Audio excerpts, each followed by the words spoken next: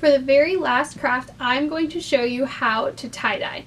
Now, you could always get a tie-dye kit and do tie-dye at home. However, if you can't get a tie-dye kit, I'm going to show you how you can make your own tie-dye with acrylic paints. So what you'll need to tie-dye is a white t-shirt, rubber bands, some condiment squeeze bottles, so you're going to get however many you want for colors, plus one extra one, and then you're going to need acrylic paint in the colors you want your shirt to be.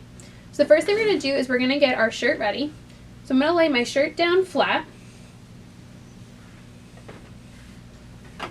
and I'm going to do a spiral. However, there's all sorts of different ways you can fold your shirt for tie-dye. You can roll it up and you can rubber band in different sections. You can spiral it, which is what I'm going to do. There's all sorts of different ways you can make a tie-dye t-shirt. So I have my t-shirt here, and what you're going to do is you're going to take your shirt, you're going to pinch it in the middle, and you're going to start to spin it.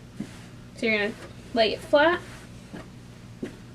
pinch it in the middle, and you're going to just start to spin it.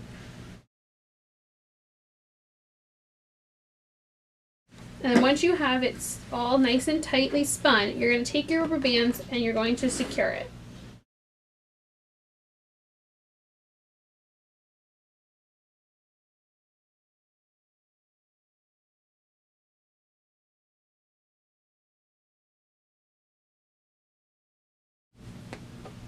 So now I have my shirt all ready to go. So I've spun it nice and tight, and then I used a bunch of rubber bands and I used it to secure the shirt. And then when you add rubber bands, it's also going to help keep certain spots white. So the more rubber bands, the more white spots you'll have.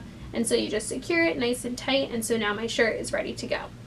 Now it's time to make the paint. So what I'm going to do, so one of my bottles you're going to fill with water, and this one's going to be used to get your shirt nice and wet later. So we're going to put that one off to the side.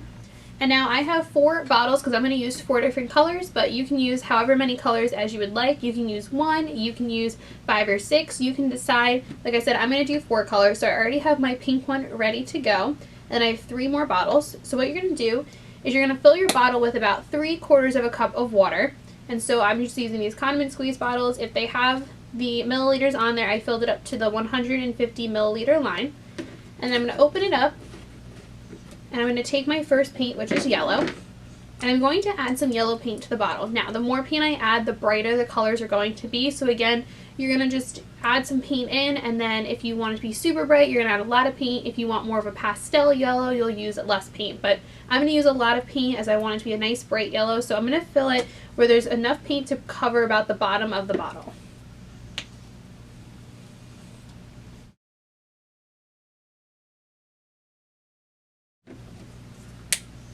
And I'm going to secure this bottle nice and tight. Hold the lid on tight and give it a good shake.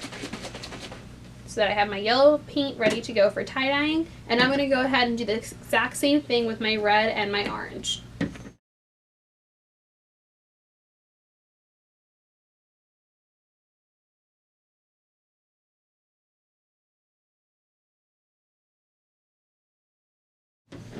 So now I have my colors ready to go, and then I'm going to head outside to tie-dye my shirt so that I don't make a mess everywhere. I recommend going outside, and then I'm going to grab some plastic bags as well to cover my surface with so that if any paint drips anywhere, it's caught on the plastic bag. So like I said, I'm going to take my t-shirt and my 5 different bottles outside, and we're going to go ahead and tie-dye our t-shirt.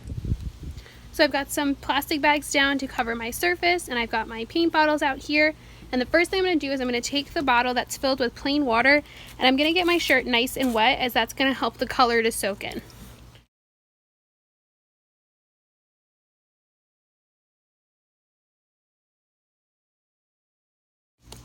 And then once your shirt is all nice and wet and ready to go, you're going to use one color at a time, and you're going to cover up the white space and make your shirt different colors.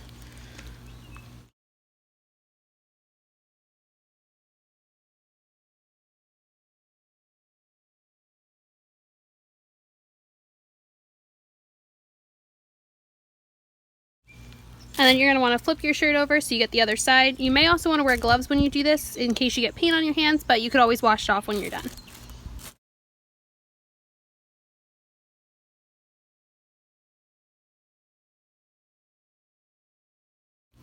And then you're going to want to go around, check all the spots, make sure you've covered white spots. You'll also want to stick your bottles into some of the holes so you can get inside the shirt so you get all those spots nice and colorful.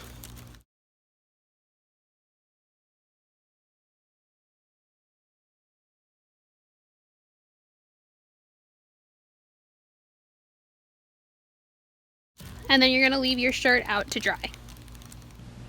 So once you're done tie-dyeing your t-shirt, you're going to let it sit for about 3 to 5 minutes so that the color really soaks in. And then you're going to carefully take the rubber bands off of your shirt, and then you're going to hang your shirt up somewhere to dry. Now it will drip, so make sure if you're hanging it somewhere in your house, you have a towel down to catch the paint that's going to drip off. And then you're going to let it dry, and once the shirt is completely dry, you want to make sure it's fully dry, then you can throw it in your washer machine. I recommend washing it with cold water, and if you have a hand wash or a delicate setting on your washer, you're going to want to use that. Run your t-shirt through the wash, and then you're going to hang it up to dry, and then you can wear your tie-dye shirt. I had so much fun teaching you all sorts of these crafts this year at Vacation Bible School, and I hope you had so much fun learning them, and I hope you just remember how much God loves you, and that even through the difficult times and even through the storms in life, just like there's always rainbows at the end of the storm, God promises that He's going to get us through those difficult times, and that He's just going to love us through it, and there's going to be a rainbow at the end of it all.